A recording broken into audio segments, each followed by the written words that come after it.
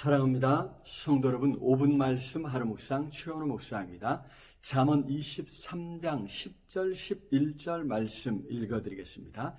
옛 지게석을 옮기지 말며 그 아들의 밭을 침범하지 말지어다. 대적 그들의 구속자는 강하시니 그가 너를 대적하여 그들의 원한을 풀어주시리라. 아멘.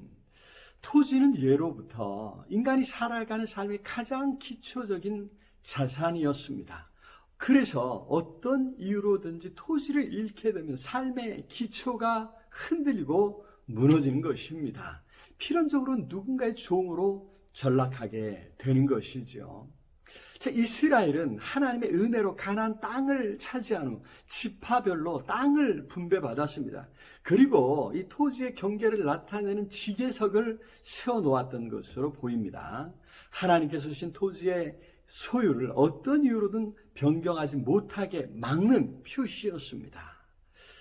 그리고 어쩔 수 없이 다른 사람에게 토지가 팔렸을지라도 10년이면 값없이 다시 원주인에게 돌아가게 했습니다.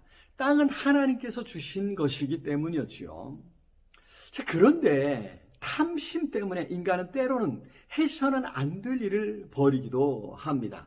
여기 지게석을 옮기는 일 같은 그런 일 말이죠. 더구나 하나님께서 정하신 이런 제도를 알지 못하고 자신의 권리를 주장하지 못하는 사람들의 땅을 교묘하게 빼앗는 사람도 있었습니다. 어려움 속에서 태어나고 살아가는 사람, 여기 고아가 그런 사람들이죠. 태어나면서부터 보호해주거나 알려줄 부모가 없는 것입니다. 그래서 자신의 재산, 하나님께로부터 받은 땅이 어디에 얼만큼 있는지 모를 수밖에 없는 그런 사람들이 있습니다.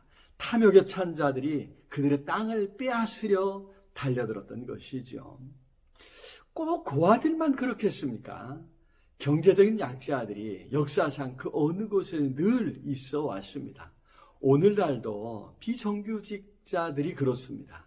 부당한 대우를 받는 노동자들이 많이 있습니다. 특히 외국인 노동자들이 착취를 당하고 있다는 소식을 많이 듣지 않습니까? 그들을 보호해줄 사람이 없기 때문입니다. 그들을 보호해줄 제도가 미비되어 있기 때문입니다. 그런데 우리가 잊지 말아야 할 것이 있는데 여기 11절에 그들의 구속자는 강하시니 그렇습니다. 하나님은 약자들, 보호해줄 자들이 없는 자들의 구속자가 되신다는 것입니다.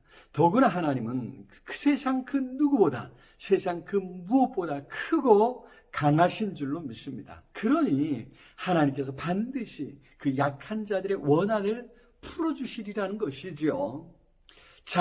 그러니 우리는 어떤 일이 있어도 가난한 자들, 힘없는 자들, 약한 자들을 억울하게 하는 일이 없어야 할 것입니다. 여기 그가 너를 대적하여 그들의 원한을 풀어주시리라 말씀했습니다. 잘못하면 가장 크고 강하신 하나님의 대적이 될 수 있다는 것이죠. 그래서 우리는 힘이 있을 때 더 없는 사람들을 괴롭히지 않도록 조심해야 합니다. 약자들이 어려움을 당하고는 있지 않은가 관심을 가지고 살펴야 합니다. 오히려 그렇게 어려움을 겪는 사람들 편에 서서 그들을 도와주도록 힘써야 하는 것이죠. 그럴 때 우리는 그들의 구속자이신 하나님 편에 서게 될 줄로 믿습니다. 지금 혹시 고아들처럼 아무도 도와줄 사람이 없어서 어려움을 겪고 있지는 않습니까?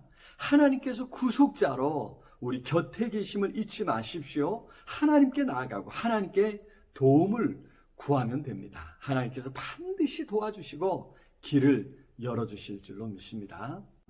사랑의 주님, 우리의 구속자가 되어주시니 감사합니다.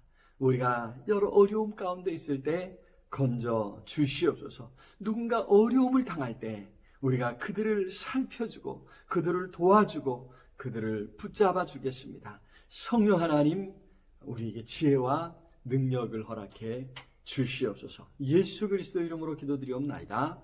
아멘. 오늘도 우리 주님 안에서 승리하시길 기도합니다. 사랑합니다.